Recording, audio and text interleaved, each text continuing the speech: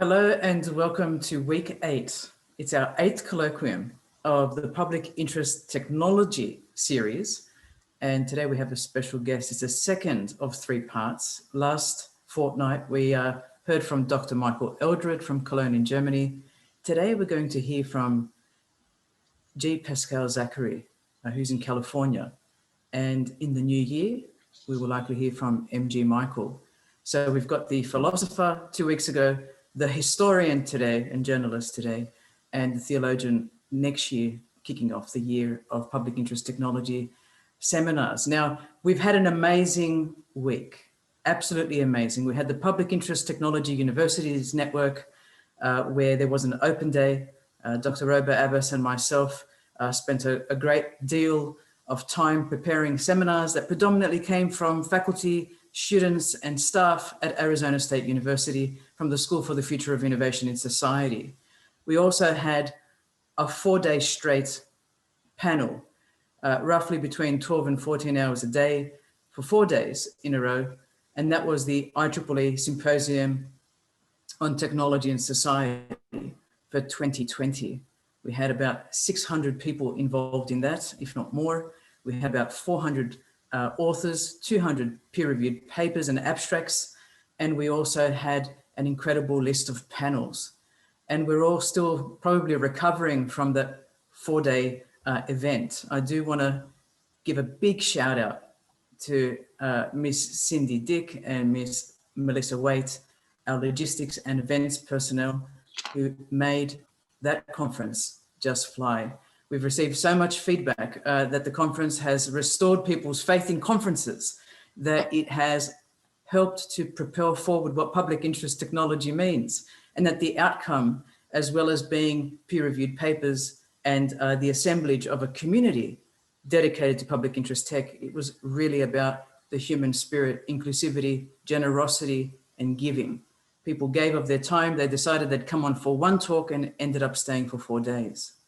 So today, at the end of this wonderful program, Inclusive, is Pascal Zachary's talk. And what I want to do is briefly tell you who I am. I'm Katina Michael. I'm the chair, the program chair of the Masters of Science in Public Interest Technology at Arizona State University. And as we said a fortnight ago, we had Dr. Michael Eldred, and today we have G. Pascal Zachary. And in giving a little bit of insight into who is Gregg, I want to tell you that his talk today is dedicated to digital innovation and the public interest, with a tweak at the end, back to the future as a question mark. His bio is quite incredible. I don't know where to begin. He was the chief Silicon Valley writer for the San Jose Mercury News around 1987. He then led the digital technology coverage of the Wall Street Journal between 1989 and 2005. He had a ping column on innovation for the Times in 2007 and 8. And of course, most of us know him as a professor at Arizona State University, where he drew many crowds. I was fortunate to be in his classroom at least 3 times from memory, and to have many lunches with Gregg, whom I always felt was quite deep.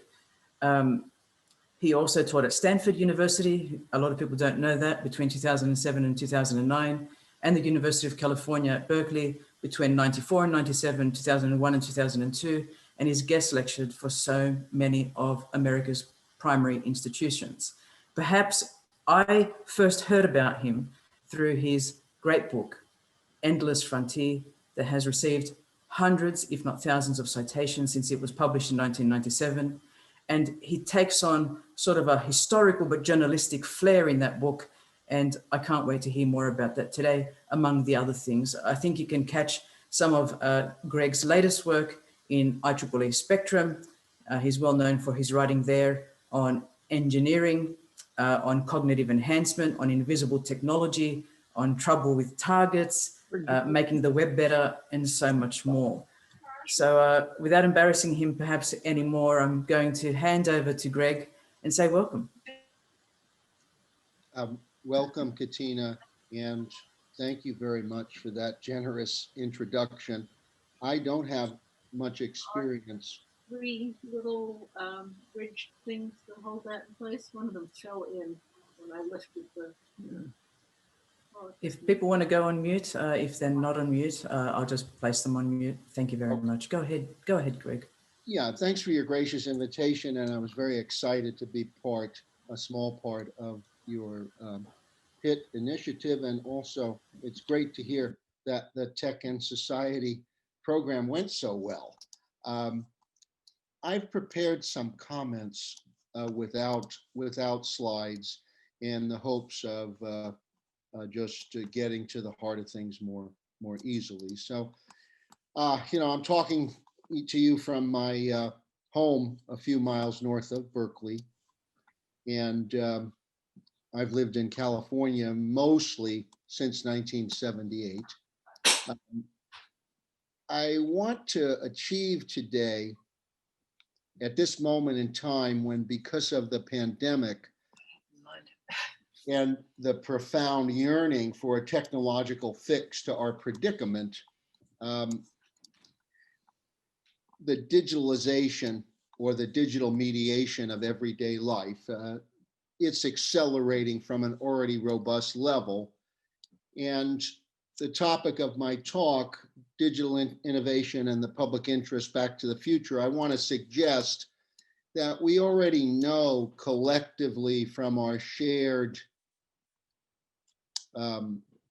sense of the past and past responses to emerging technologies, we already know a great deal about how a new movement around public interest technology might develop and critically engage the current wave of digitalization, as well as parallel challenges in biomedicine, the environment, energy, transportation, and physical security. So today I want to say something about the history of public interest movements in the US. I want to examine critically, although briefly, the twin concepts of public or publics, note the plural, and interest or interests, which invariably forces us to examine which publics do we privilege and whose interests do we seek to advance or retard. I want to review quite quickly and in a sloppy fashion the history of regulation of business and technology from the 1930s, a period of regulatory fervor, through the 1980s, when a backlash begins, and what ensues is some 40 years of fervent deregulation covering the presidencies of Reagan, the Bushes, Clinton, Obama, and Trump. And we will throw a glance at what could be a new period of regulatory enthusiasm, which appears to be unfolding with the Justice Department's proposed action against Google, the election of Biden as president, and the flexing of muscles by large states such as California and New York with regards to technology companies operating in their midst. And we even see that with the insistence that these large states want to review the safety of vaccines in a way that parallels what the FDA and CDC do. So these growing forces may be well timed to boost the public interest technology movement. And I don't know, Dr. Michael, if you've articulated the public interest concept as a movement, but I'm going to elevate it to the status of a movement. So I agree. I agree. I agree. Good. I will close by providing an outline for an agenda for the public interest technology movement, both within the US and globally.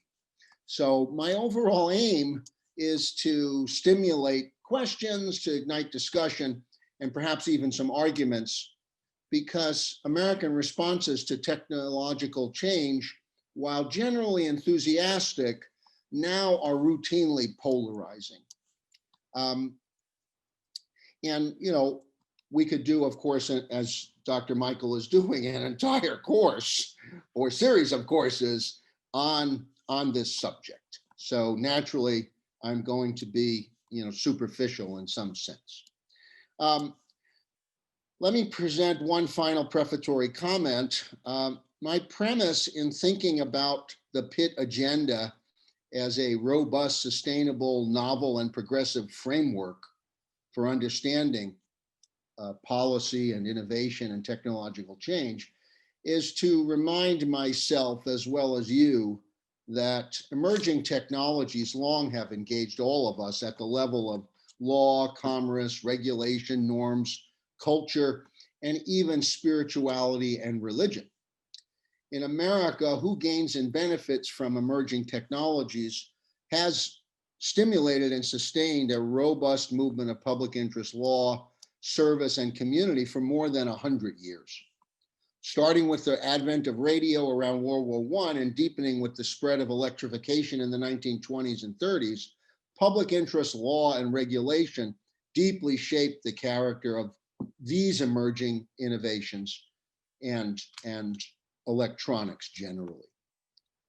Public interest movements reached their zenith in the regulation of telephony and airlines from the 50s to the 70s. Aviation was, of course, a singular dual-use technology that both the military, business, and civil society cared deeply about. Similarly, telephony by the 1940s was deemed an essential service run by what was then perceived by Americans as a rigid, if benevolent, monopoly. Ma Bell, by an agreement with the federal government, refused to enter the field of computing, even though its Bell Labs invented the building blocks of digital computers and communications networks. Regulations across these two technological domains were tight. Americans could only have a single black rotary phone in their homes, which was the case when I was a child. And while the national government didn't regulate prices, state and public utility commissions did. And these public utility commissions, often when public interest movements arise, are the first target. They have a lot of power, although they've tended to be ignored by activists. Airlines saw federal regulation, though through the FAA, which also decided to socialize air traffic control. We could easily imagine that air traffic control could be done by a company, say Amazon, and they would be in charge of it and everything would be fine, I suppose. But this is a public service that's governed and operated like any federal agency. Airlines in the 1970s had a public service mentality. They served certain cities like Fargo, North Dakota. Let's just say all of the Dakotas were served at a loss. The government understood that the airlines were serving these cities at a loss and allowed airlines to, quote unquote, overcharge people in more popular routes. And that made ticket prices high, competition was low, and all airline routing decisions and destinations required explicit government approval. This is a useful reminder to those who think you cannot regulate digital technologies, for instance. Airlines ultimately won reprieve from these tight controls, but these tight controls are as American as laissez-faire. So, were we to review in detail the history of public interest efforts to shape the character of radio, electricity, telephony, television, and aviation, we would see clearly, A, that these world-altering technologies were deeply shaped by government policies for nearly a half century. B, that starting from 1980 and extending for 40 years to this essentially year, 2020, we experienced in the US a dramatic decline of regulatory and public interest approaches to innovation, which resulted by the mid-1990s in the triumph of techno-libertarianism. And that's why Al Gore invented the internet. That's why Bill Clinton oversaw tax-free activities for internet retailers and immunity from any liability. That's why President Obama sustained those. That's why President Obama said before he left office, what he really wanted to do was become a venture capitalist. So this period of 40 years may be coming to an end. There may be a revival of public interest technology movement that can help civil society and government construct a better balance between techno-libertarianism on the one hand and overregulation of emerging technologies, the continued fear that government will hold too tight a grip. Now, before I say a few things about myself, I just want to have a shout out to engineer Bamana Gishu from Makerere University.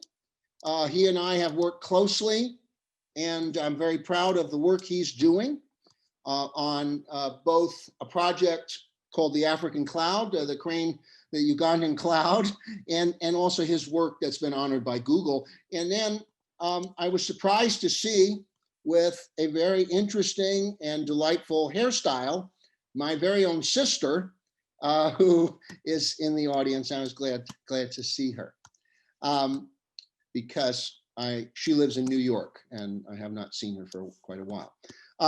So let me say a few things about my approaches to understanding technological change that are not obvious or clear, because I'm not a card-carrying member of the STS movement, and I am also not an economist.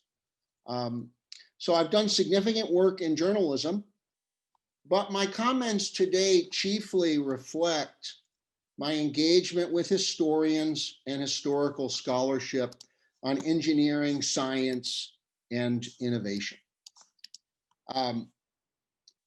Katina kindly mentioned the book I'm best known for in this realm, and so I won't belabor it, but I would just say that when I began the project of that book in 1989, I was on a fellowship for an academic year at University of Michigan, and I was animated by a question that deeply troubled me, which was, how did the US military come to dominate science and technology from 1940 to 1975? And 1975 is a fundamental year because that's the year the personal computer was invented.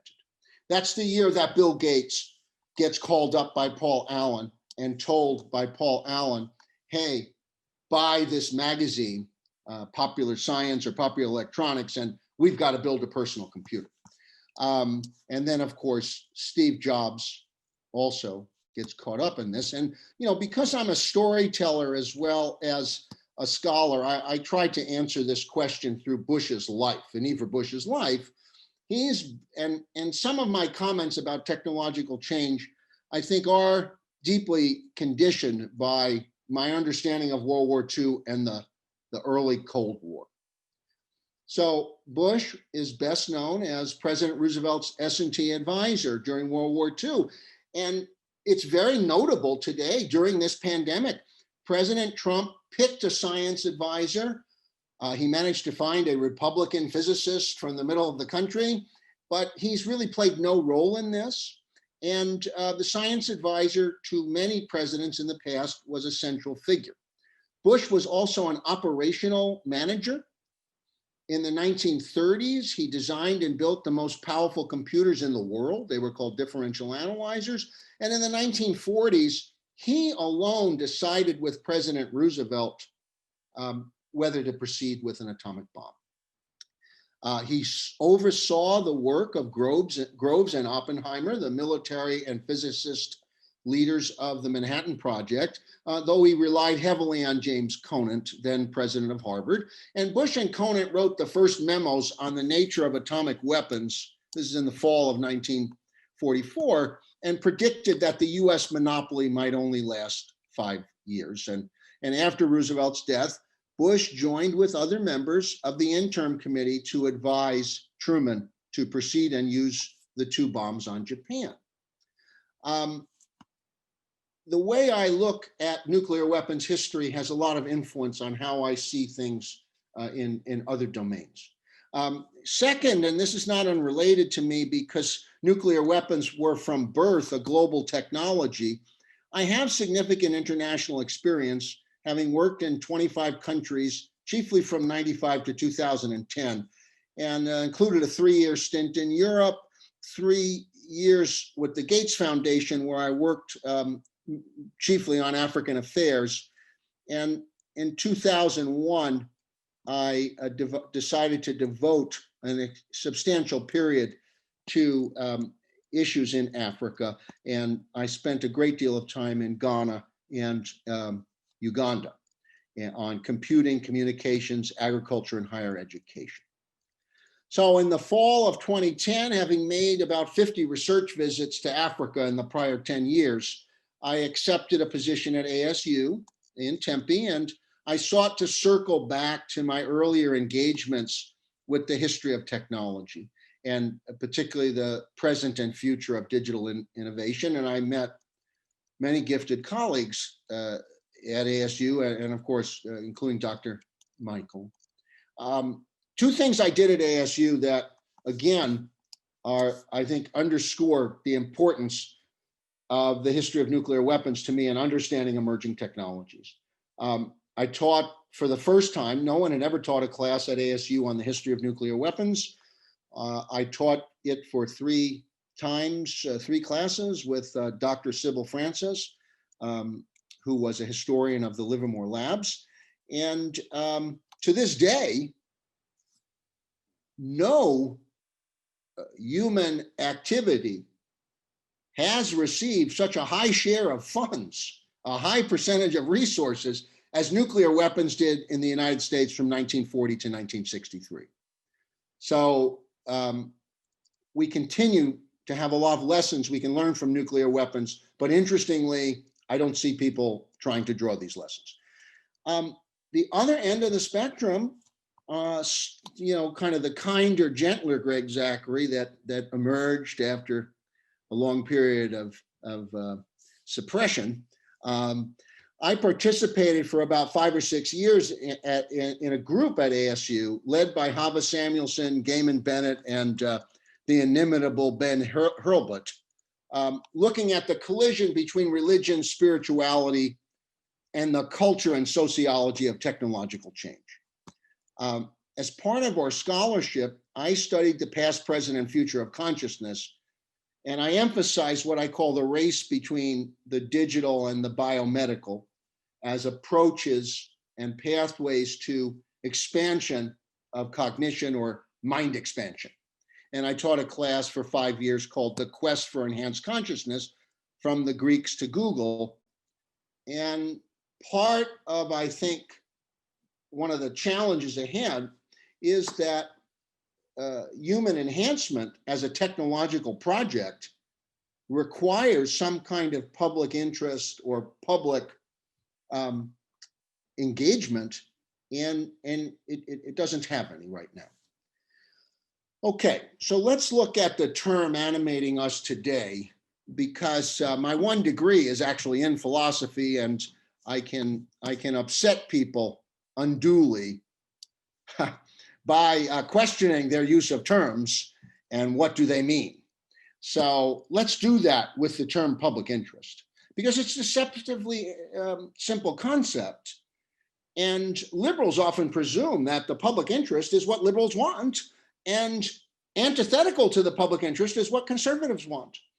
Religious people are antithetical to the public interest, and secularists are in favor of the public interest. This reminds me of a slogan called "The future is for everyone."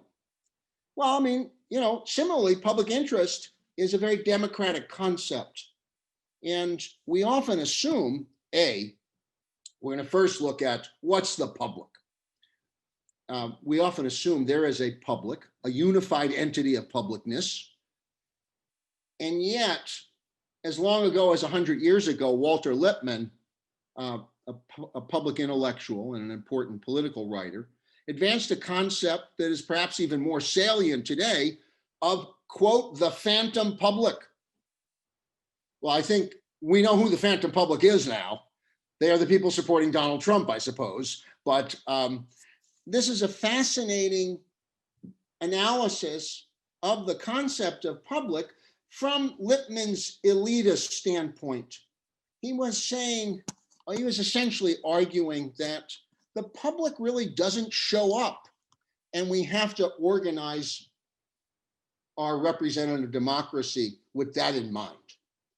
And I'll return to that in a moment. So intellectual history and political philosophy also illuminates the term interest. So political thinkers once routinely talked about the national interest, or they talked about special interests. So nations had interests in roughly the same way individuals had them. And in today's identity-infused context, interests are often conjoined with identities. So Black people have interests, lesbians have interests, Italian Americans have interests, etc. Religious people have interests, evangelicals have interests. So the term public interest may obscure more than it reveals. And I'm not saying that to bring Dr. Michael down. Now, first of all, she's an incredibly ebullient person. She's nearly always in a good mood, and that's perfect because this public interest concept has a creaky foundation, and it can be easily hijacked in different directions. So what do we end up when we unpeel and unpack these two terms conjoined? A, we are dealing with publics, plural, and we are dealing with multiple interests. So we have a multiplicity of publics and we have a multiplicity of interests. And when you begin to mix and match these, it can prove divisive. Which publics, whose interests are we fighting for? Which publics, whose interests are at stake or will be protected or enhanced by policies relating to an emerging technology? So let's look at a particular tension. What's the role of experts and expertise in public interest movements? Because public interest movements often talk about citizens. When I was getting out of college in 1976, right at the end of my college career, Ralph Nader started something called the Public Interest Research Group, PIRG. And it still exists in New York. And the public interest research movement was the notion that agencies and regulators could benefit from having more independent information. It was a response to regulatory capture. And if we think more deeply in the past, I mean, if Nader was 76, Dwight Eisenhower was 1961, 15 years earlier, he claimed that experts, a cabal of scientists and engineers, had so dominated subjects that we were their prisoners, that citizens were their prisoners.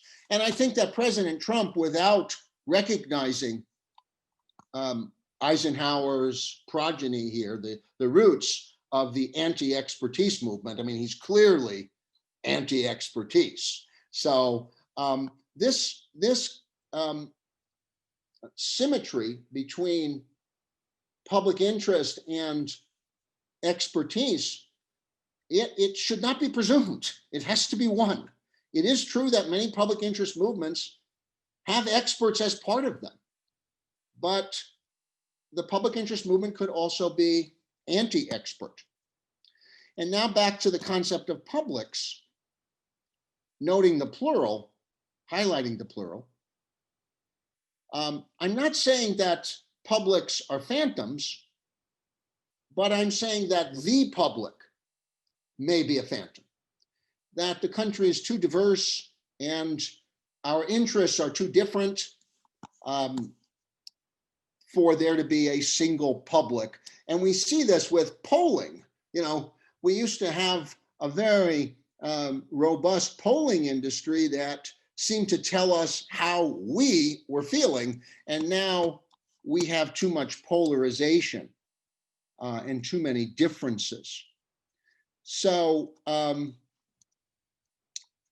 a good example of this tension is in California's tangled history of compulsory vaccinations. Both the left and the right in the 1990s began complaining that it wasn't fair, that they had to be forced to vaccinate their children to attend school. California then relaxed that requirement. And a few years ago, the state began making vaccines compulsory again.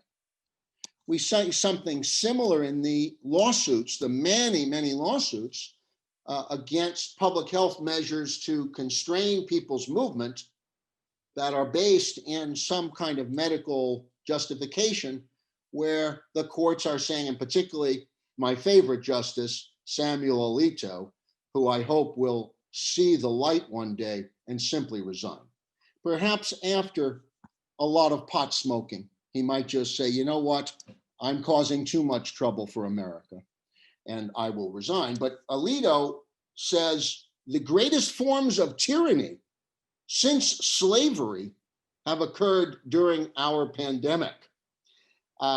So we know that this antagonism between the public interest and experts can exist, and people in this public interest movement who want to revive it and expand it should be paying attention to this. I want to look at two more aspects of the concept. One is the biggest threat to the public interest approach.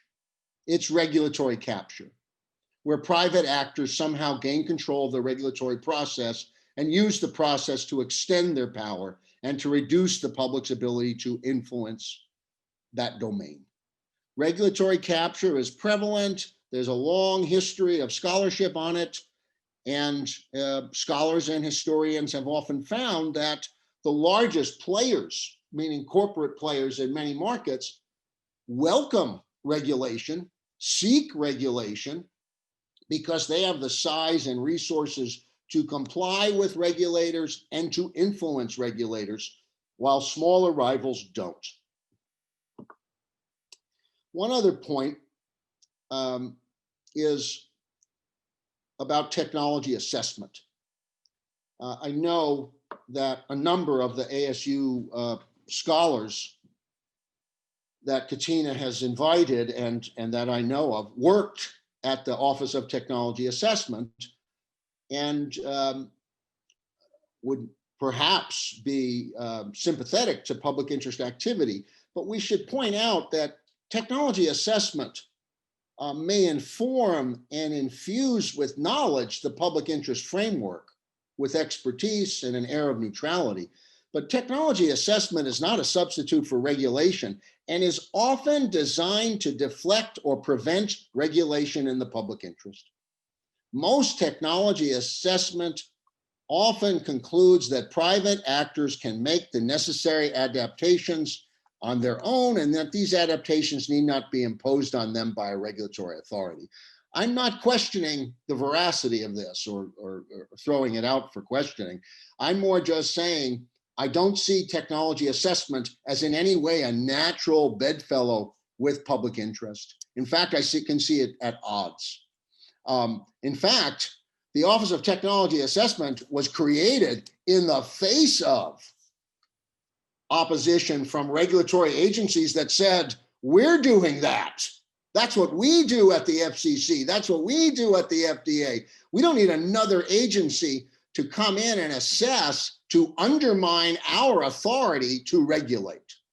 It was definitely a sop by the deregulatory people to saying, well, okay, we don't want to regulate anything, but sure, we can think about some of the problems in advance. Why not? So, as a result, I'm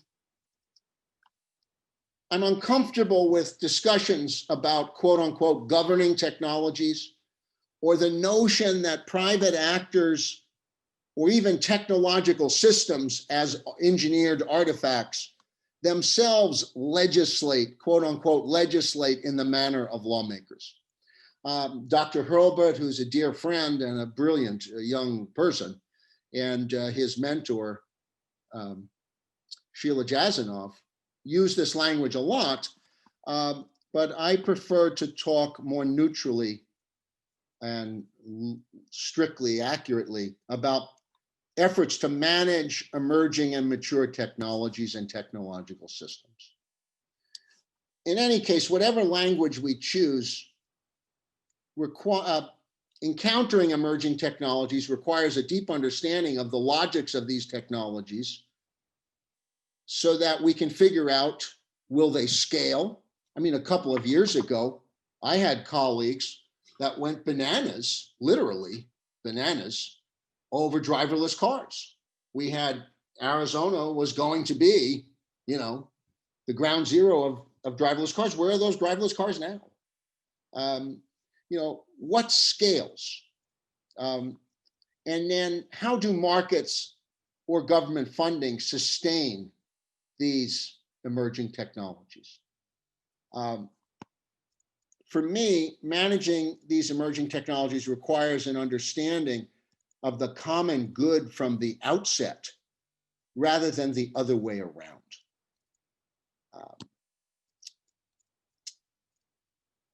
So what we might think as a emerging system of experts or regulators or the public interest all will have challenges because of the unpredictable nature of these emerging technologies. Does anyone have any questions before I launch into another segment? Or should I just keep going, Dr. Michael? I think we're going to have a few questions. We're going to have questions. If anyone wants to raise their hand and unmute, they're welcome to pose their question to Gregg. Who's going to be our first? Because I know one of the things, Gregg, I've always appreciated in sitting with you and discussing things is how provocative you are. Mm-hmm. And you and I share quite a few sentiments, not everything, but quite a few. I enjoy listening to you because you challenge my mind.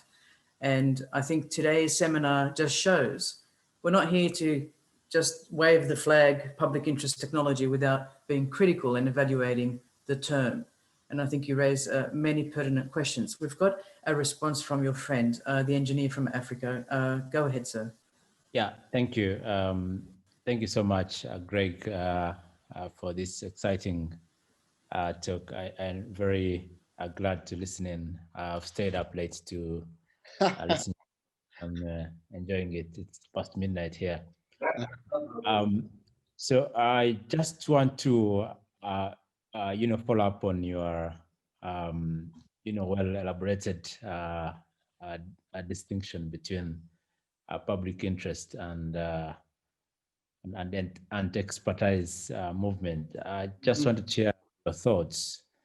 So how do we strike a balance between sort of this expertise movement and the public interest and the expertise movement? How do we strike a balance between these two sort of competing interests? Yeah, I mean, I think that one way we do is to build in civil society communities that have expertise that can assist political actors and challenge companies, in particular private power, that have expertise. And then the other is to recognize that expertise might not be democratic in the sense that we think of participation and access to decision-making as democratic. In what way do we privilege experts, and how do we do so? Most of the regulatory capture becomes, turns on expertise. So the Boeing Max, the 737 plane, which was just approved again today, to my surprise, it wasn't possible for independent people, meaning people outside of the FAA and Boeing, to really understand what was at issue because no one had the expertise. And I think within gene editing, you also hear that same argument that it's the actors that have the expertise. And if you're going to afford privilege to expertise and knowledge, you've got to let those actors, those privileged actors, have some special sway. You know, in your country, in Uganda, I remember when one of your colleagues said, there's all these public discussions about the value of computing in Ugandan society, and many of those people don't seem to know anything about computing. They're not professors of computer science, they're not electrical engineers. And so sorting out who has qualified knowledge is always a big problem. And it's an especially big problem in emerging areas where very few people may have, in the civil society, may have knowledge that allows them even to have a discussion with the experts. Someone yesterday in a presentation said to me that Alexa, that Amazon has 8,000 people working on voice recognition. Well, how do you try to challenge their knowledge? How would you try to create policies around voice recognition when they have 8,000 people working on something and you've got 5? So there's this ongoing tension about the role of experts. And all I'm saying is, when you look at the public interest concept, can we create space for both reflection about what kind of expertise do you want to harness, if any, and what kind of status will experts have? So if we look at auto safety, which was Ralph Nader's big deal, right? Unsafe at any speed, 1965, cars killed you. The Pinto, the exploding car. The most successful director of the Auto Safety Agency was Joan Clayburgh, who was Ralph Nader's auto safety expert. She went from his public interest group to the head of a regulatory agency. And typically, that is how progressives see themselves capturing or balancing the effects of regulatory capture. John Holdren, who was Obama's science advisor, was with respect to Holdren, he would describe it differently, but he was certainly an activist trying to limit the arms race as a civil society physicist. So when he becomes a science advisor, now he's trying to make science less responsive to the military, more responsive to human needs. But his expertise is not neutral as such. Thank you for that great question and response, Greg. Anyone else? We have a moment to pause before the second part. Go ahead, Don.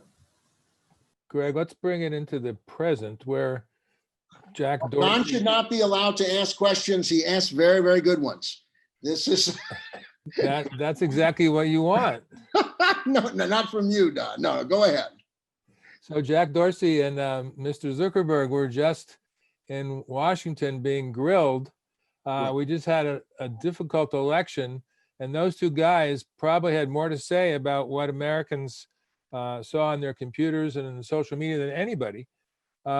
So where's the public interest here, and how does the public interest get captured in a way that both conservatives and liberals feel like there's something fair going on? Is that possible at all?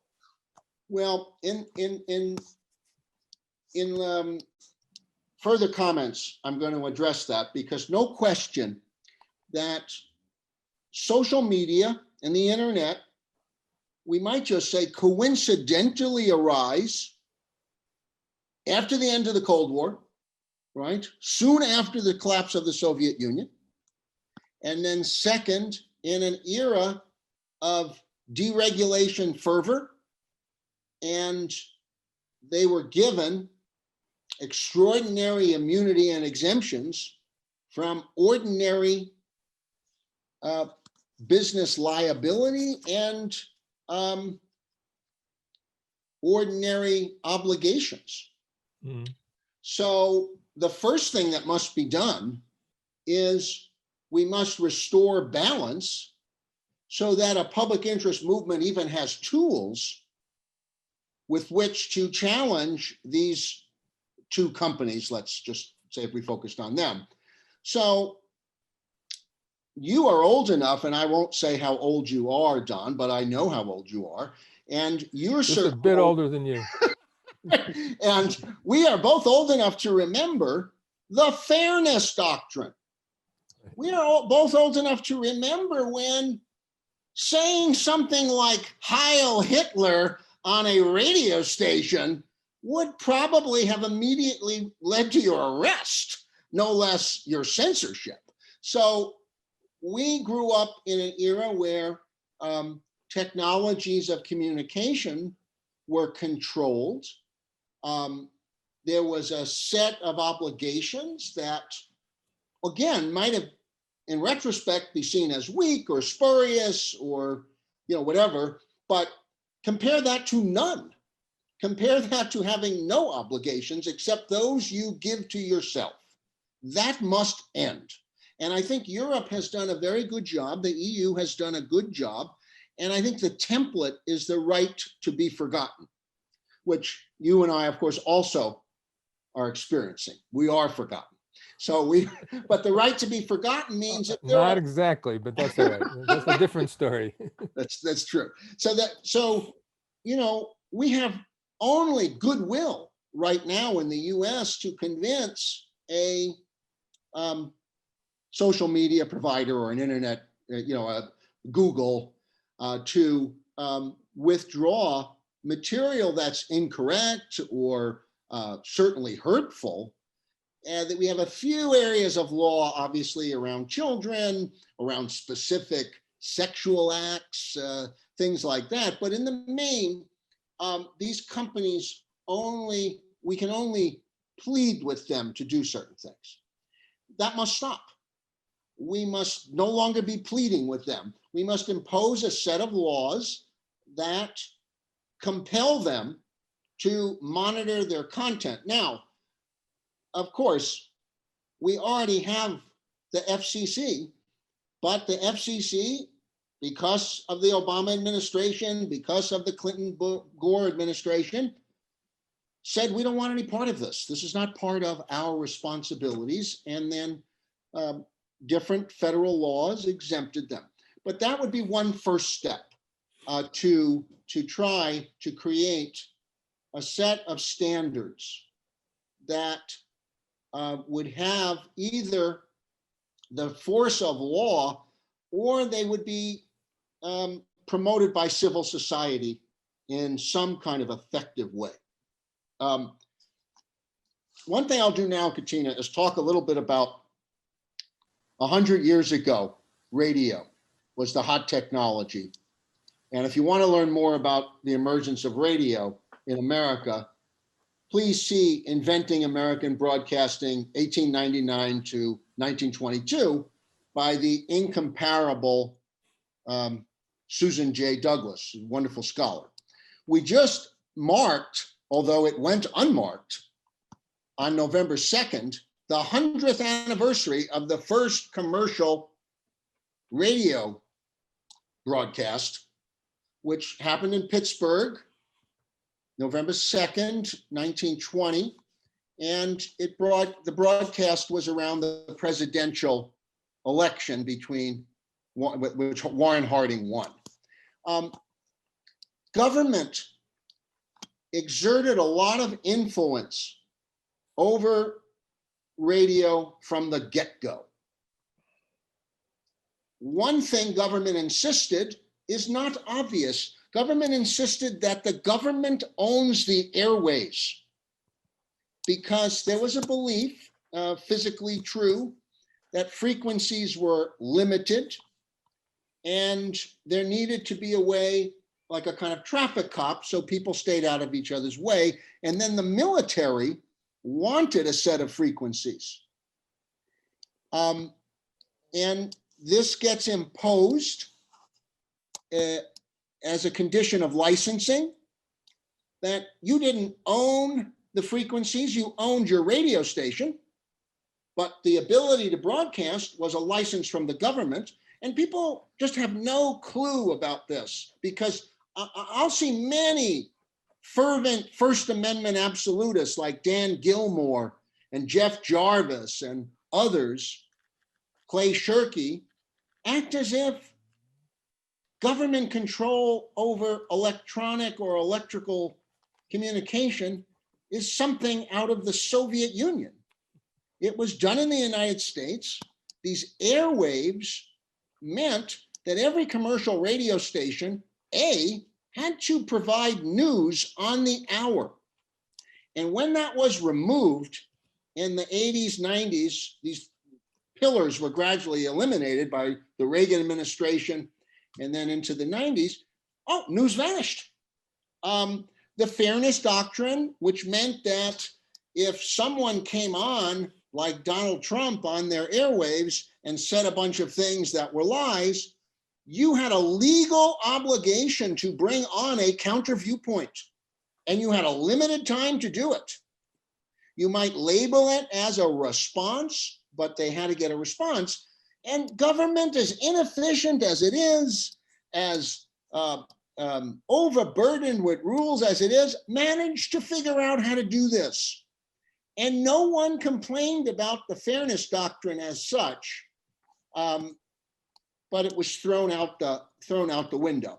So by 1934, the Federal Communications Commission is formed, FCC, becomes entrenched, and that was one example of how, kind of present at the creation, regulatory agencies were hand in glove with a technology. Another example, and again, we're thinking ahead. What do you do about gene editing? What do you do about, when the computer starts telling you what to do next? 1930s also saw regulatory fervor around electrification. Now, most of us don't think much about electricity, but I unfortunately do. And now that we live in California, we all do. Don, who is a dear friend, Don was subject to 2 or 3 days without electricity in a very fancy neighborhood, by the way. It's part of PGE's program to shut the electricity off in wealthy neighborhoods. And the point is that there were many parts of the US that private power did not deliver electricity to. So Roosevelt signed the Tennessee Valley Authority Act in May of 1933. And it would be something similar, like saying, let's have an act that says parts of the US should get free internet or internet through a government agency, because internet's really important. It's an essential service, and electricity became that. And over 20 years, the TVA became the most important public technology initiative in the history of the United States. Now, there were problems. One problem was progressives in that era did not show interest in the environment. So the TVA committed a lot of environmental sins, that's for sure. And during World War II, the TVA became an important part of the Manhattan Project and an important model for how big government worked.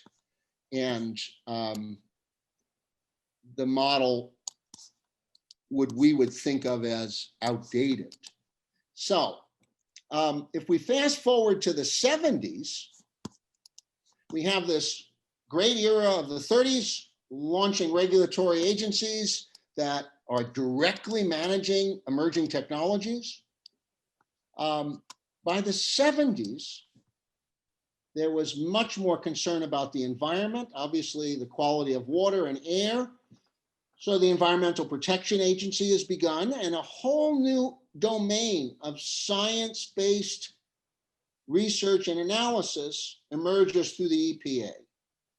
And then secondarily, the FDA does the same. Both of those agencies suffer from regulatory capture.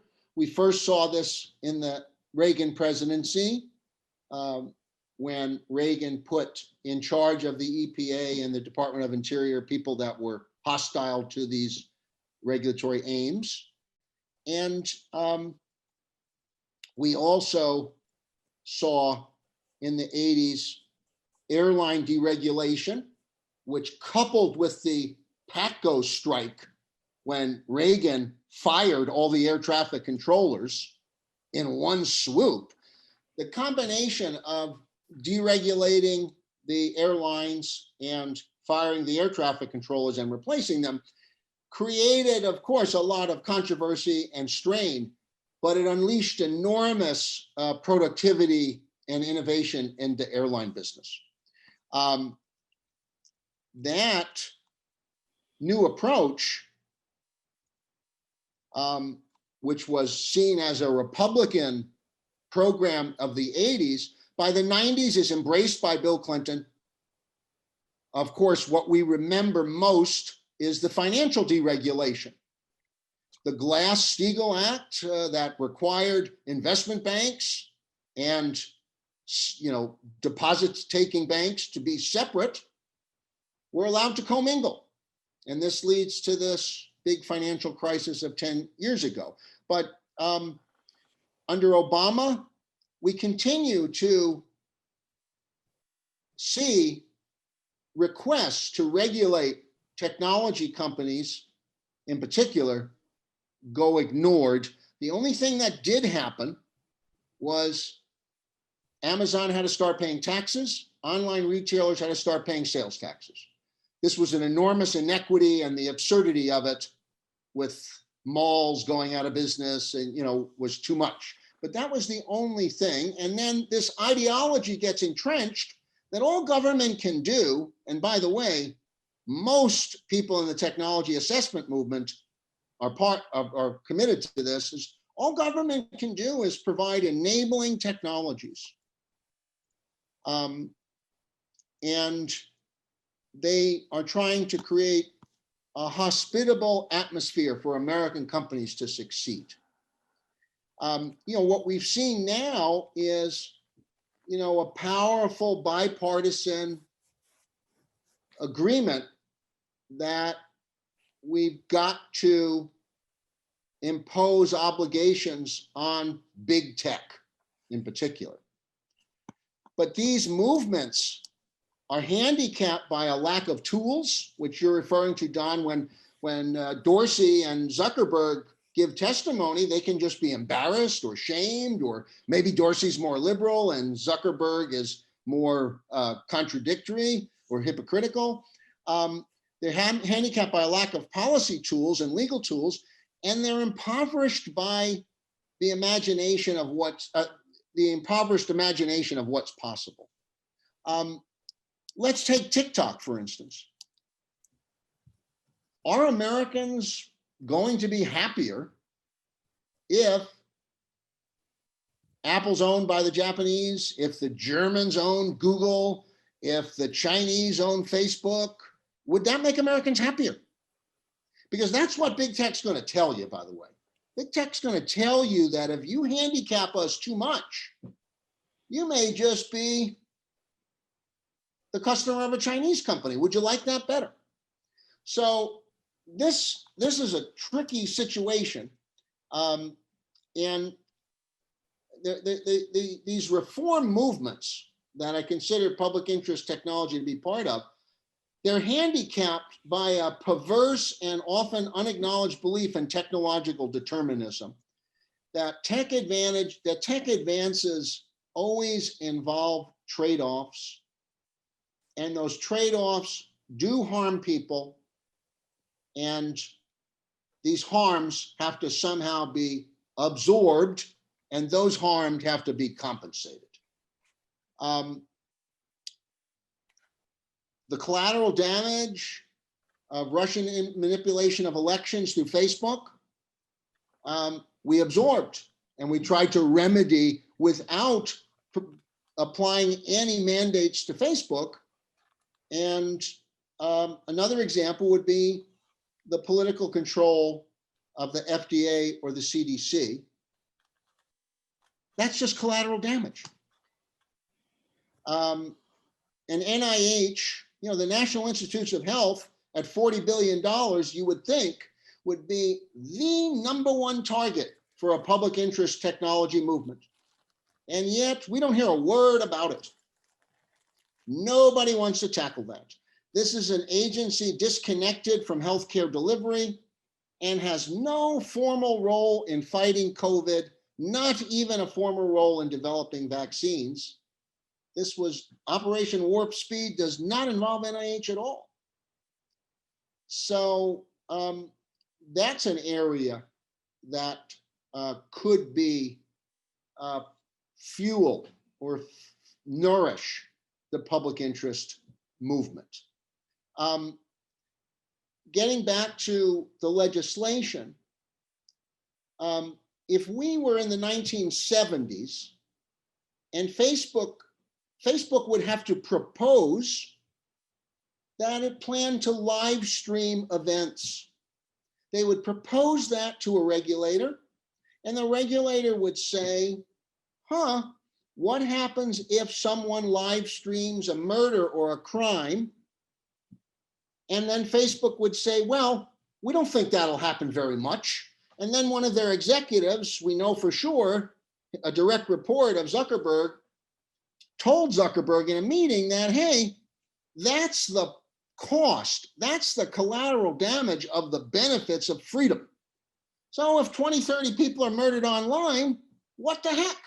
Well, now I can just tell you that if you go down to Johnson & Johnson and you remind them about what happened with Tylenol, they didn't say, oh, those people were collateral damage.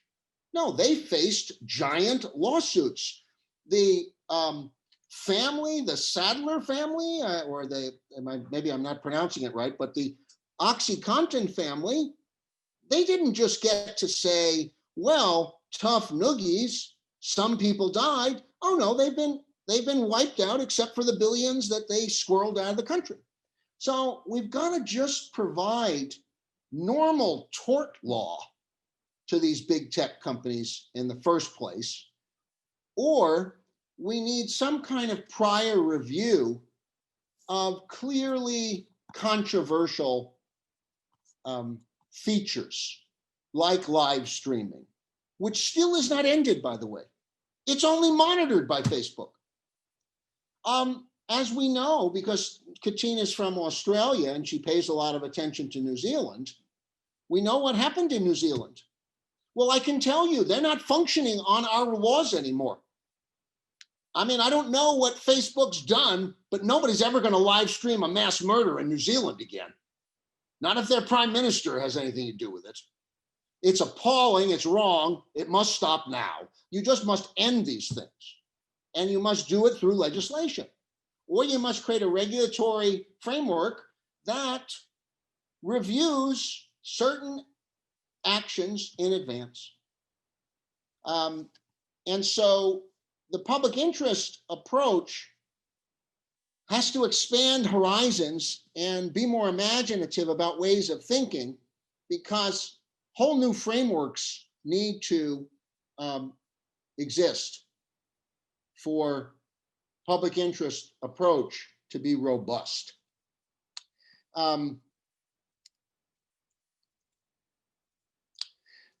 Let me just close with a question about what would the agenda be? I mean, obviously, I'm hoping to be a kind of Rasputin figure in Dr. Michael's life. I'll whisper into her digital ear and say, hey, Pitt should do this or Pitt should do that. So this is my opportunity. And so here's an agenda, 5 agenda points, because this is part of the problem. It's the same problem as the future is for everyone. It's a nonsense statement. There's no counter. There's no negative statement. Everyone from philosophy knows truth claims must have a counter statement. So public interest, everyone's for the public interest. No one's against it. Well, that ought to tell you something right there. So you need a set of robust goals. So one goal, which we haven't talked about at all, is jobs and wages. If we know technological unemployment will occur, and of course it will occur, and it's not always bad, but it's of course bad to an individual if they lose their job. And then if jobs are generated by emerging technologies, we have to ensure that these jobs pay enough. Because one thing that I disagree with economists on is how wages arise. Generally, wages have almost no relation to value. Wages tend to be either mandated, bargained for, as in unions, or in some other arbitrary way determined. So I think one thing the public interest movement might do is at least focus on jobs and wages and to try to think through some of the issues there. A second is R&D innovation for environmental and health security. Obviously, if we are spending $40 billion a year in the NIH, and that is more biomedical research than the rest of the world combined, and by the way, California is spending another $5 billion. So we have this enormous capacity. And essentially what we have is a bunch of disease lobbies. We don't, you know, we don't want to have Alzheimer's anymore. We want to defeat cancer. But could there be something more robust there? I think the NIH is ripe for a super duper project on what's the NIH accomplishing? And how might it accomplish more? A third area is I'm just going to call human dignity. That obviously one of the things the Black Lives Movement teaches us is this deep concern that people have for dignity, their own dignity. And one of the things I, of course, most appreciated about the many visits I made to sub-Saharan Africa is some of the enormous sense of dignity, even nobility, that I found in people that I would meet who faced much greater adversity than I ever could. And that sense of dignity arising from everyday life, that's a value in many of these subcultures or cultures in that region. And I of course, married a woman from the Igbo ethnic group, and she also has that sense of dignity. Of course, it's very hard to define, but as we develop technologies, yesterday I listened to a long presentation from a Stanford professor, Nick Mellish, about bioelectronics, the coming era of either implantable electronics, wearable electronics, and obviously, if we just look, and I know a lot of us don't like to. What do you think I'm talking about? No, I know. A lot of us don't like to look at cosmetic surgery and the industry of cosmetic surgery. If that's any indication of what people are going to do, and these are not all people that have suspended rational thought, okay? But if that's any indication of people's behavior, bioelectronics will also breed some undignified results. And how do we manage and think and talk about this? And I'll say this, I know engineer is here, and I'll say this with all due respect, that I wondered what might happen to skin color preferences if there were technologies that could convincingly alter them. You know, I would want to be black, okay? I mean, we know that. I think that's pretty clear, right?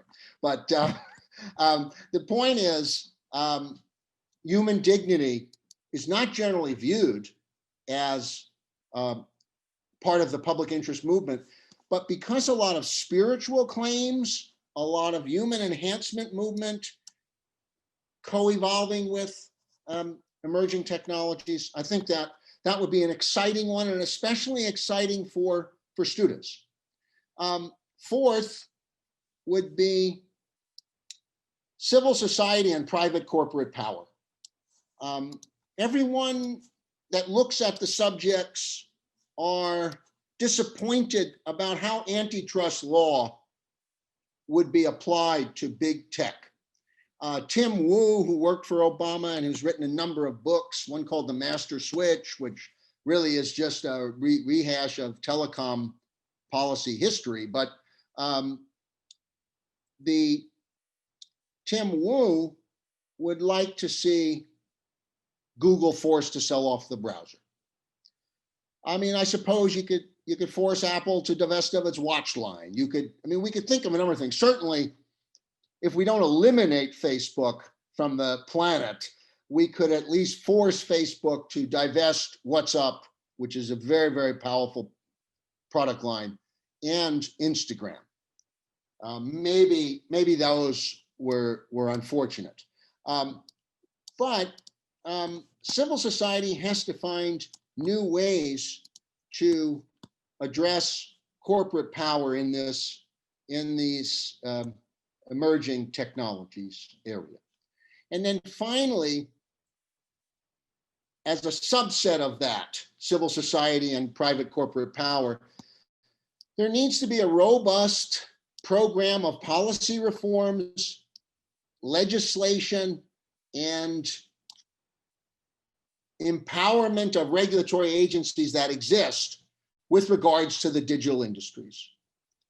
They are just so large, so powerful, such a big part of the value of our economic life, that there needs to be better tools to address them.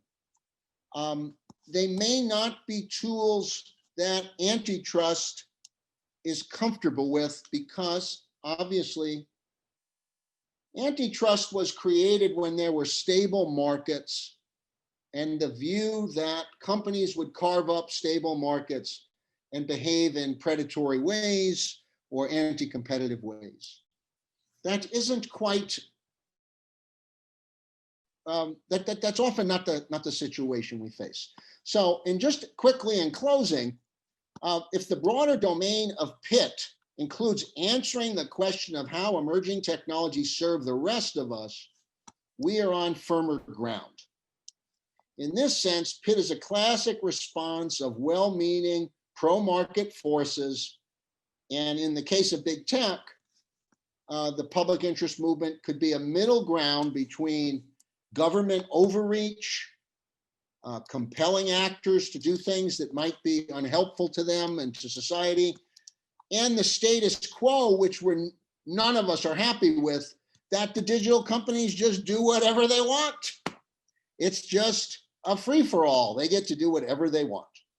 The timing is great to start this program, content-wise, but in America, where every individual thinks they should manage their own response to the health crisis, we are likely to see false starts, misdirections, and a lot of noise around efforts to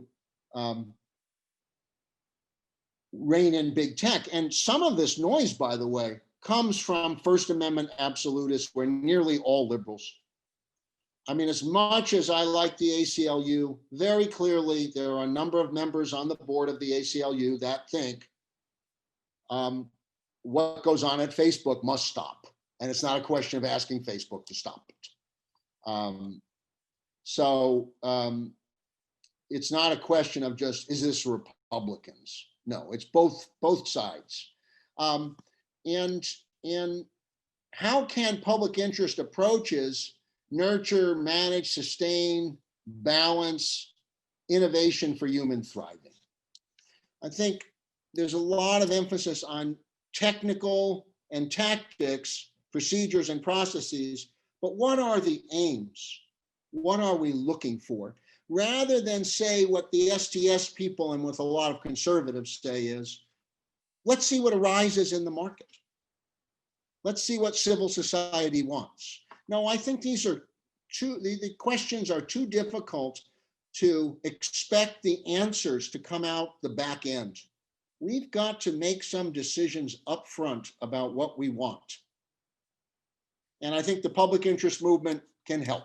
So that, thanks for giving me the chance to talk, and I'm happy to continue the conversation now. I think I've laid out my positions.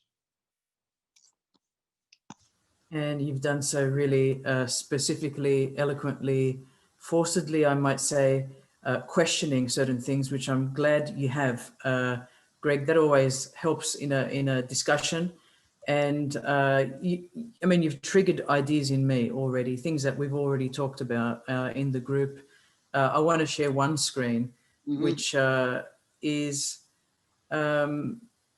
it goes to what you were talking about. I mean, this shows a working paper on the number of murders that have gone over on Facebook, and we've catalogued them down to the mid 2019 so far, whether there was filming, direct harm, sharing, and a whole lot more. But the list goes on and on. It's actually too much.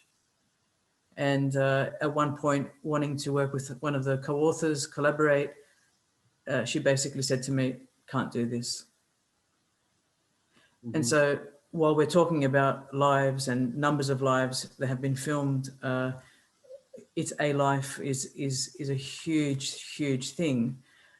We've also got this one that I wanted to share that was given to me by Tracy Morris, who heads API, the American Indian Policy Institute at ASU.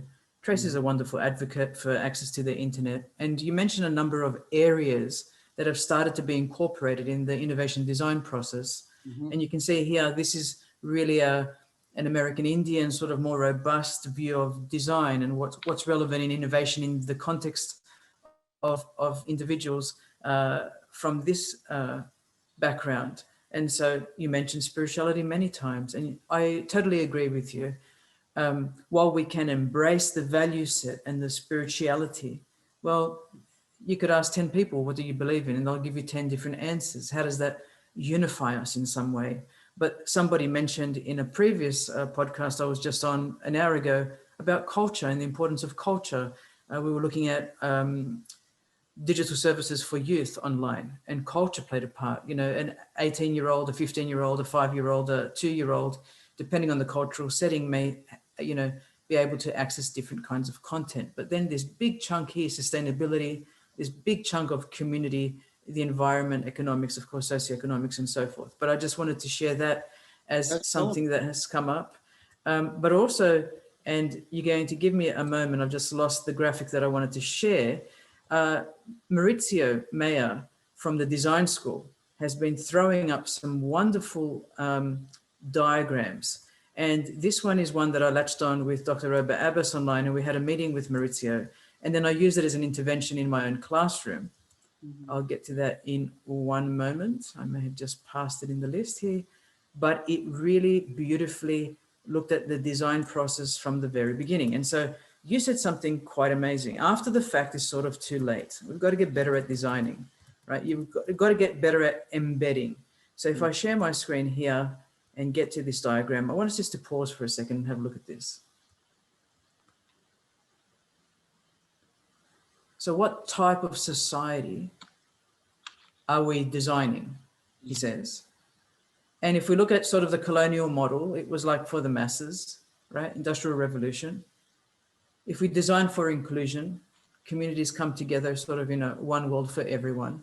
And if we claim we're designing for individual groups, then what we might have is a pluriverse. And of course, this came from Arturo, and I can't remember the surname, but this design sort of steps or stages that we've seen over the last 200 years is not Maurizio's. Maurizio's just brought it to life diagrammatically. But my students said they would love it, I ran this by them, they would love to design for inclusion, with this pluriverse within this one sort of world view. Very interesting, I thought, coming from young people in their 20s.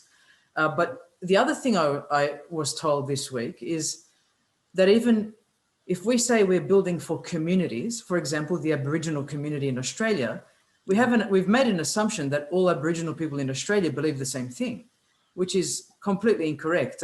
One of my friends has come out with a paper on the politics of sameness, and it's not really the same. We see it as the same, but it's not the same. You know, it's like when people say, oh, you know, you're Asian, without identifying where the individual is from in Asia, and even within which province they're from and which community in that province they're from. Mm-hmm. So can this, Greg, these models, are you an advocate of being able to design in a way that can actually maximize the public interest? Well, do you think that? Absolutely. And in fact,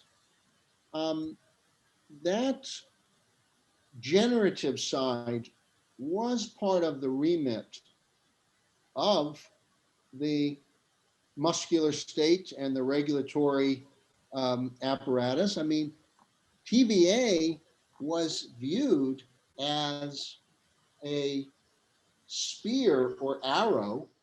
Electrification would enable all these downstream, benefits. So that was, of course, a top-down design. But no, I think you're absolutely right that more thinking about what we want from the start, as opposed to looking at what we get and saying, how do we respond to it? This is why I think NIH is really important, because what we would like is we're spending now $1 trillion a year on Medicare. And interestingly, NIH has no relationship with Medicare. Medicare is not a customer. It would be as if Apple had an R&D lab that didn't have any relationship to Apple's product line. Or Google had an R&D lab and had no relationship to what the company was doing.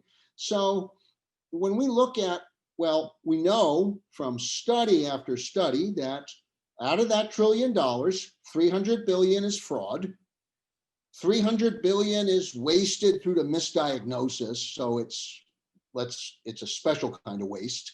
You don't get an outcome, but maybe people were trying. And then, about 400 billion is actually doing something. Well, what might happen at the R&D side to generate the outcomes we would like, more outcomes we would like? And I think that at ASU, when I was attracted, and of course by our very inspirational president, Dr. Michael Crow, he used to speak a lot about outcome-oriented research. And in terms of progressive reform efforts, targeting is a particular interest of mine, because targeting, what are we targeting? We're targeting the outcomes we want. Apollo program was targeting, right? Having NSF have more awards to women and people of color, young scientists, the target is to have more of them become old scientists. And so targeting works, but it's not a panacea, and it's harder to do than it looks, because I mean, we did a lot of targeting. The one thing, we did a lot of targeting around solar in the Obama administration. Unfortunately, it was the one targeting that was done. And that didn't work out well. But you would think that we could get, and targeting to me is different than mission-oriented research. To bring engineer in who's there, is his project on the African cloud with a former guy from Microsoft is targeting. There is no cloud. There's no African-based cloud. The cloud is somewhere else, right, engineer? It's somewhere else. And so if we want to get a cloud in Africa, we got to build one. And so I think that much more targeting would be important. Okay, Greg, we've got so many questions, my friend. I'm going to go to Michael Eldred and try to give one person each an opportunity to speak. So, Greg, if we can keep maybe the answers a little bit shorter, Absolutely. just so that I could get more people in, because everyone's sort of waiting. You should see it go hot. So, Michael Eldred, I'm not sure if you're able to speak and share. Go ahead. Yeah, I wanted to pose a couple of questions. The Greg's presentation has been so wide ranging. I don't know whether we can get a focus on these at all, but I at least want to throw these questions into the Well, I'm crowd. very grateful. Yeah. Your reputation precedes you. Yeah. Well, the first bunch of questions was with this whole thing about publics being, you emphasize the plural.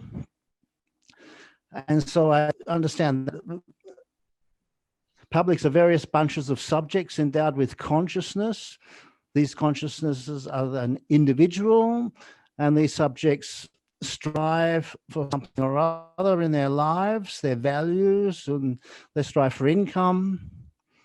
And their interests consist in what they value and strive for. And PIT is a movement, you'd call it a movement, predicated on the democratic idea of the subjects in various publics being or gaining control of what happens with digital technologies. And you emphasize there that there's a role for the state there in its various agencies of providing regulation for assessing what these technologies are and so forth. So kind of providing the framework for this striving of these various subjects, bunches of subjects to achieve or at least strive for their interests. Okay, that's one set of questions. The other set I have relates more to digital technology. You've taken digital technology for granted that it exists, which it does. it's a correct fact. And you also take for granted that with things like the cloud and the internet and so forth. And my question is, well, what is this digital technology more particularly? And is its consummation the cyber world in which we now live ever more, as or to ever greater extent? Mm-hmm. And going back to Turing's 1936 paper, where he actually invents the Turing machine, and as is well known in computer science, anything that a computer can do to a supercomputer, even a quantum computer, can be done in principle by a very dumb Turing machine, which just reads one bit at a time with its scanning head and moves one space to the left, one space to the right, and they're equivalent. So my conception is that this, what Turing put in this very mathematical paper in 36, where he actually invents the Turing machine and says that a Turing machine is nothing other than a very dumb, simple machine that copulates one bit string, which is the algorithm. I'm talking about a universal. One bit stream, it consists simply as just a binary number. It gets an input, which is just another bit string, and it computes a third number. That's all that Turing machine can do. And in fact, it's all that the cyber world can do. So my thesis is then, is the cyber world itself inhabited, are the denizens of the cyber world simply trillions and trillions and trillions of bit strings copulating with each other in trillions and trillions and trillions of Turing machines? as a conception, although this is something you cannot go out into the world. You will never find, if you go into the internet, into the backbone, into the roots, you will not find a single Turing machine. This is an idea. It's an idea that was conceived by Turing, and it turns out to be equivalent to anything the cyber world can do, with all its problems, with the viruses and whatever it is. Okay, is that well, just let me finish with. Yeah. Let me finish this off. This conception of the cyber world just consisting of trillions and trillions of populating bit strings. Does this cyber world fulfill the dream of total control over movement that we inherited from the Greeks? And then how could bunches of subjects endowed with consciousness gain control over the cyber world without radically changing their shared mindset? So I emphasize here you have individual subjects with individual consciousnesses, but they inevitably and inescapably share a certain mindset. For example, with respect to what is this cyber world, what is the cloud, and so on. So how could they get a handle upon the cyber world without changing their mindset? And what does a change of thinking, which you spoke about, entail on a deeper level? Is it an empiricist problem that can be decided by the facts, or do you have to dig deeper than the facts, the correct facts, to another truth which brings to light what is digital technology? What is technology at all? What does it have to do with controlling movement? That's it. Okay. Let me just say something really succinct to these deep 4 different points that were not particularly the focus of mine, but these are quite current concerns and they're difficult. So the first thing is, there can be collective publics. I don't define, to me, I think that whether we call it race, ethnicity, nationality, religion, there are collectives and they are publics. So to me, it's not a single consciousness and aggregation of them, not only. Second, the new forms, even the internet may go away. Maybe we'll wake up one day, there's no internet. So I do think that while we're very focused on what we think of as social media or search or texting, or those could all go away and we end up with something totally different. So, and I think that's important, because if we have a movement, say, based on managing live streaming, and suddenly something else happens that is more like the TV show Persons of Interest, where everything all over the world is being filmed and available for viewing. So I agree with you there that we can't. Will Turing machines go away? Well, hang on. And so then the third one is, I agree with why I introduced human dignity is, I do think that because of the capabilities of digital networks and the competition that's inevitable with humans in some domains, we have to ask ourselves, what kind of world do we want to live in, and what kind of how privileged are humans? I mean, lately, honestly, I have been haunted by regret that humans colonized the planet, that things were a lot better when we were less powerful. So, but I'm just saying, human dignity is a big question, because I mean, the singularity people who seem to relish merger with the web, so, and then so the human dignity question is important. And then the last one I would just say is, and I've said this to Katina, and it's that values matter. We are not going to derive values from the epiphenomena of the market or the epiphenomena of civil society. And we're certainly not going to derive values from originalist interpretations of the US Constitution. That clearly is a failed project. So, but how do we come up with values that then would animate, influence the technological systems we support? So your questions are really good, and they're kind of a very big concern in some sense that's parallel and stands behind and underneath the tactics that many people in the politics of science and politics of engineering are grappling with. Great discussion, folks. Yeah, thanks.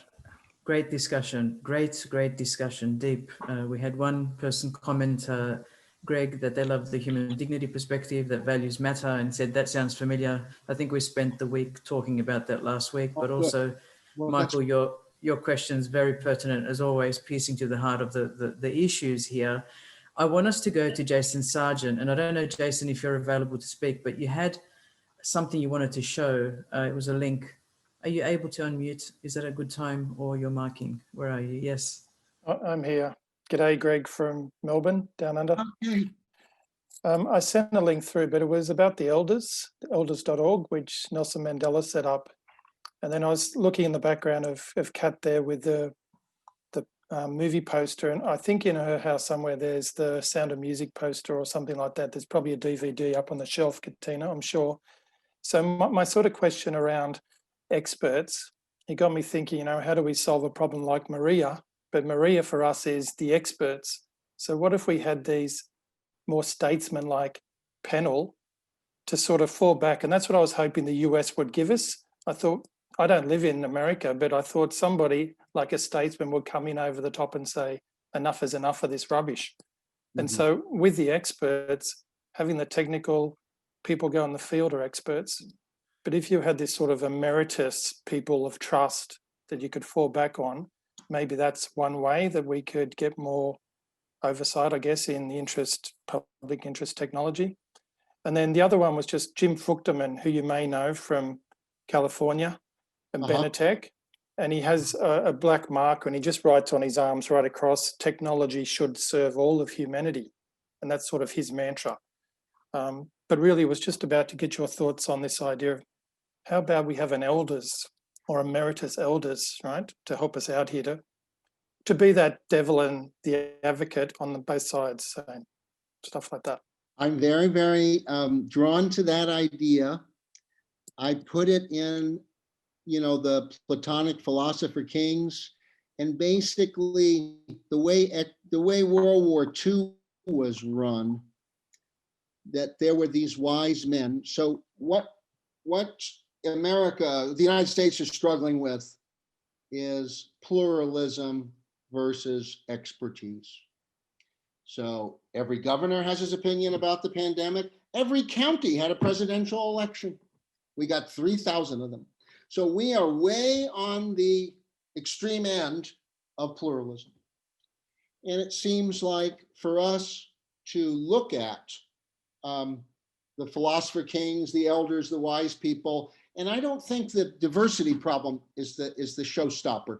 I think that American culture and society are just now so at odds with the idea that there are some subjects that these wise people could answer. But this is a little bit gets to, it would be these elders that might help generate the values that are then the guiding forms that the technologies might take.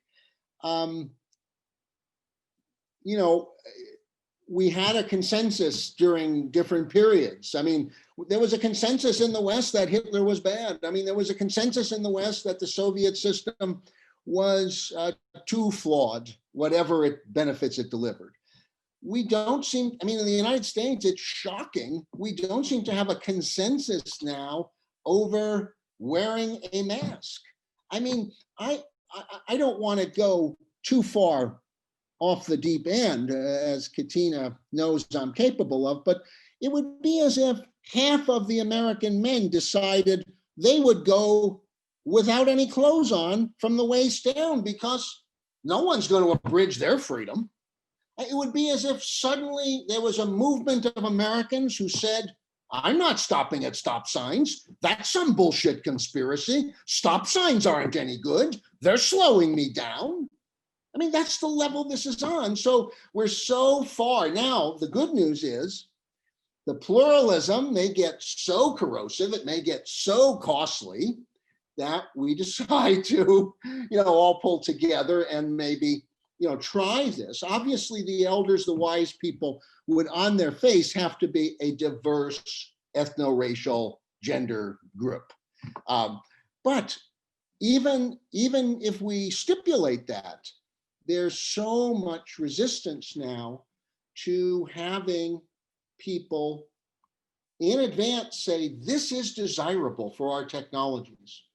And what passed for moderates in the United States are completely captive to the libertarian ideal. They say our values must be derived from our preferences and activities.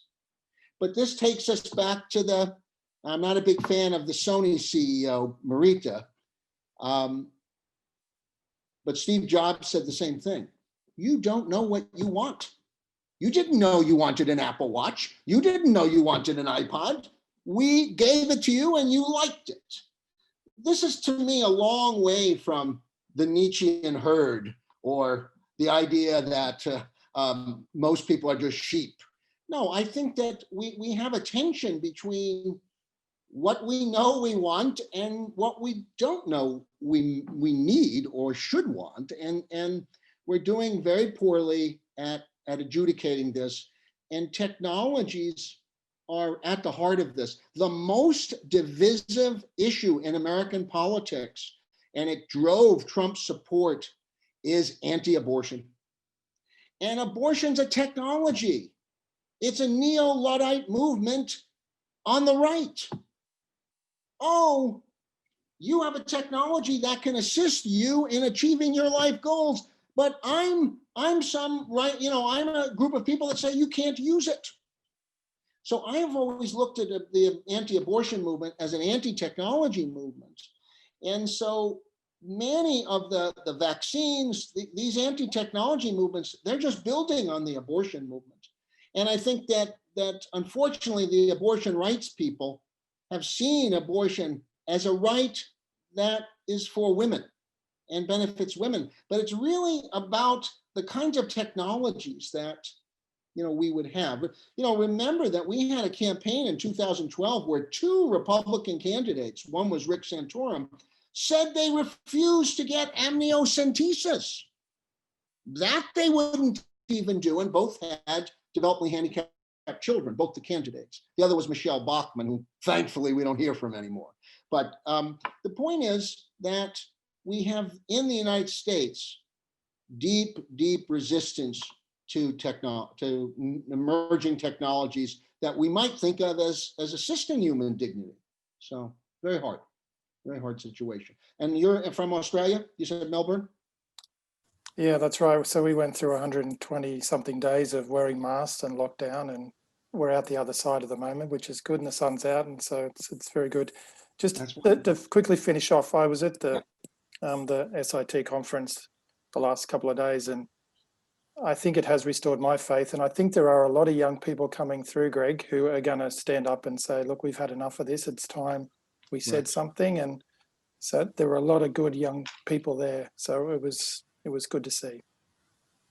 Thanks again. Yes, thank you, Jason. I'll drop you a note. We also had a question from Mohammed Ibrahim, who's had to go offline. I think Jason Sargent, just double checking. Yes, he has. Yeah, and he said, is he teaching or in class? No, there's just a lot going on in Somalia, Ethiopia, Horn of Africa with the current things at the moment, and diaspora are very busy. How would you introduce Mohammed Ibrahim to Greg, Jason? Well, he's my PhD student that I share with another colleague, Paul Skyfleet, but amazing history of a previous ICT minister in one of the, I think, third transitional Somali government, but has been in Australia as an Australian citizen, but really involved and very agnostic in what technology should be doing in countries, so that there's no sort of agenda, I think, and post great things on LinkedIn. But way back when Google Loon was thinking and trying to get access to countries, he was the telecom minister, and Google Loon went through Kenya because they could get the air rights, I think.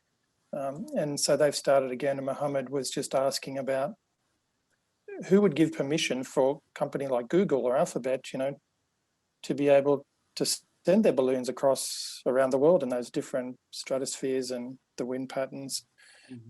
Thinking again to give internet access to those who are incapable, unable to access it. So I think that was his question from the chat. But he's looking at digital finance and inclusion. I think he said, yeah, and how you can jump over, maybe leapfrog a generation of digital literacy. So people who are not digital literate, but the unbanked, unbankable, all these sort of things he's looking at in his PhD. thank you, Jason, because that's important.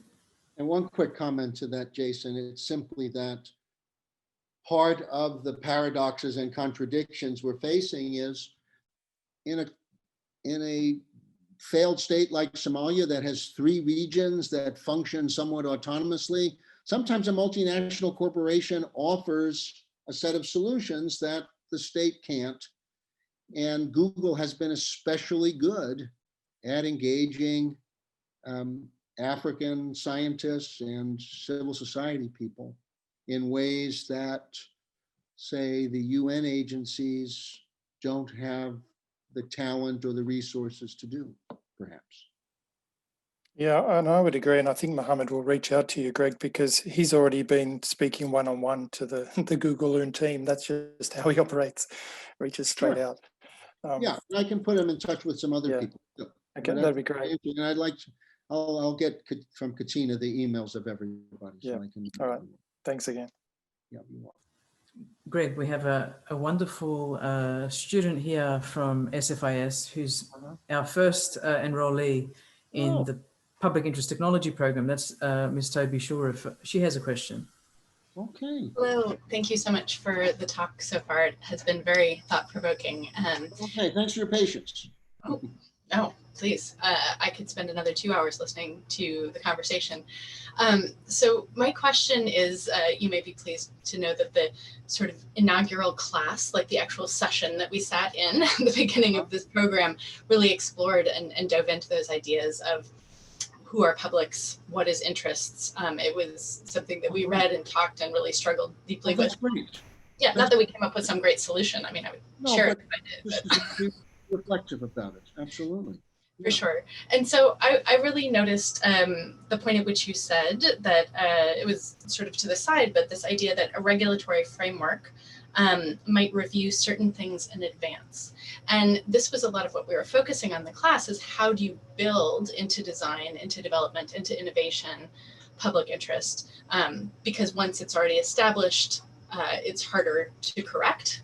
And so I just wonder if you could speak a little bit more to that, to what you see as, you know, not just pleading with industry, with tech developers to sort of be good, but what kind of ways we can check as design and development are happening. Well, one thing is, I think you should be confident that the public interest or values or geographies, these are similar to other constraints on design and engineering that designers and engineers face all the time. They always face constraints. So constraints are limitations on their ability to act. One of the most important constraints for the iPhone initially was getting a screen that was not going to break so easily and could be, you know, certain cost. So you couldn't build them until that constraint was removed. This same iPhone, the Apple apps, while it's not a closed universe, the App Store is. And Steve Jobs and Tim Cook has continued it, made certain decisions about what can be on the App Store. And if you contrast what can be on the App Store with what the founders of Instagram decided could be on Instagram, well, you see right away that choices in advance make a big difference. Instagram is mostly a vehicle for celebrities and other entertainers to display themselves. Apple is not going to have, Apple is not going to have anything to do with that. They did not create that kind of framework. And so we used to call these closed systems. Now, I was always very interested in closed systems as opposed to open ones. I thought the open ones were the so-called open systems, which your generation, meaning anybody under 35, open systems, that's it. No constraints, no limits. I can do anything. So now we have to revert back in some constraints. So the principle of values shaping our choices cannot be denied. Once you get the engineers to agree that they have constraints, they're just different ones than you care about. Mostly they're constraints about materials, about durability, about costs, et cetera. Some of them are ergonomic. If they concede to you that they design with constraints, you're just saying, hey, buddy, here's a new set of constraints you've got. And we're going to impose these on you because you're part of a civil society that is going to coexist. So, I mean,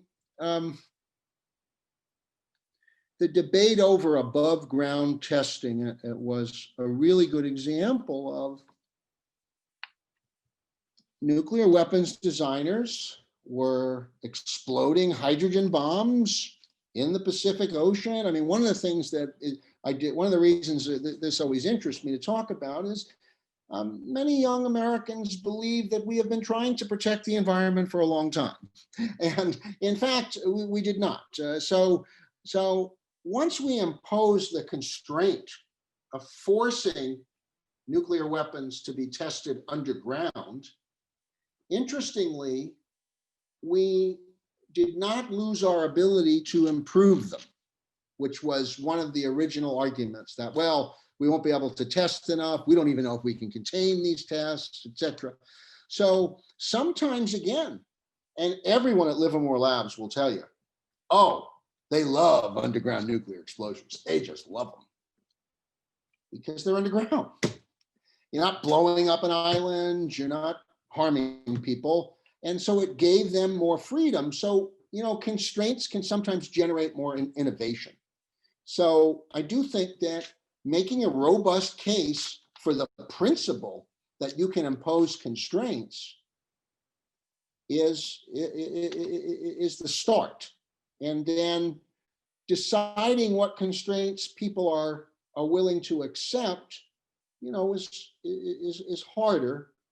But the principle is often where you get the lethal objections from scientists and engineers is, oh no, we're not subject to constraints. No. Yeah, I'll take away their salaries though, and you see how quickly they get constrained. You don't see a lot of people showing up to work as a scientist without a salary. So the first thing we would do is just say, hey, that's your attitude. I'm going to stop paying you. Now, what do you think? So, I mean, we just have so many levers. So to do that, and I think we should have the honesty to make mistakes and try to recover from them, rather than to just say this is too hard. We've got to try. The results we're getting are terrible. The internet has turned into it's awful now. And the levels of problems are so difficult now to manage because of it. So we've got to do better. And I think that, is there going to be a new internet, or will it just be these private internets? There's so many questions of design that might be of interest and would certainly make interesting projects. Like if we were to shut the internet, if we were just to decide we're turning this off, what would we turn on instead? there are people working on that. It's just, it's like you got a moving train, and how do you get off and on it? But no, I think these are really good questions. Thank you. And Toby, any final remarks or reflections? I picked up on what you were saying about open and closed systems. So in my day job outside of studies, I work at the intersection of technology and gender-based violence. And I think just a very concrete example for me is that closed environment of the App Store does not allow for stalkerware, right? It doesn't allow for also called spyware monitoring software, right? They value decisions about what is acceptable to be their company, but they're not obligated to do that, right? They're doing that because they're coming from the right place. Is that enough? Well, what I would just say is pay more attention to this, because there's a powerful lobby, a powerful moneyed elite, from Peter Thiel to many others in the digital industries, that don't want any constraints.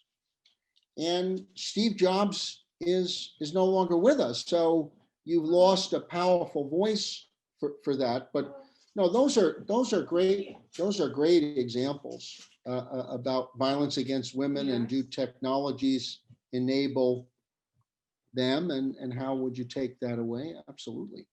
Yeah. Well, I hope that we have a chance to interact in future, and thank you for you have a marvelous mentor in Dr. Michael, and I was just really grateful for the chance to do this with you all, and I learned a lot, and I appreciate that. My sister. Well, it's always wonderful when our family would like to listen to us. That's a definite. Gregg, we're very honored to have had you in this series of 3 talks. So all mine. It is. Well, we've had Dr. Eldred. We can be in touch as well. I'll get your email, because you're asking some really important spiritual, psychological values questions. Yeah, that's what he's known for, Michael Eldred. And the third speaker will be a theologian. So I don't know if you want to turn up to that, Michael Eldred and Gregg Zachary. Yes, I would. That'll be next year. I just wanted to thank everyone for their support this year. We launched in September when we launched the Public Interest Technology Colloquium. We've had a minimum of 15 people at every single talk each week, and committed souls coming back and supporting us at the conference at the Pit UN. I just want to say a big thank you for the last colloquium of the year. We are going to observe no colloquium in 2 weeks for the mere fact that our students are submitting and are in examination mode during that week. But otherwise, I wish everyone a good Thanksgiving, a happy Thanksgiving. May you celebrate with your loved ones, partners, pets, whatever it is that's near you. And from us to all of you in America, happy Thanksgiving. Bye for now.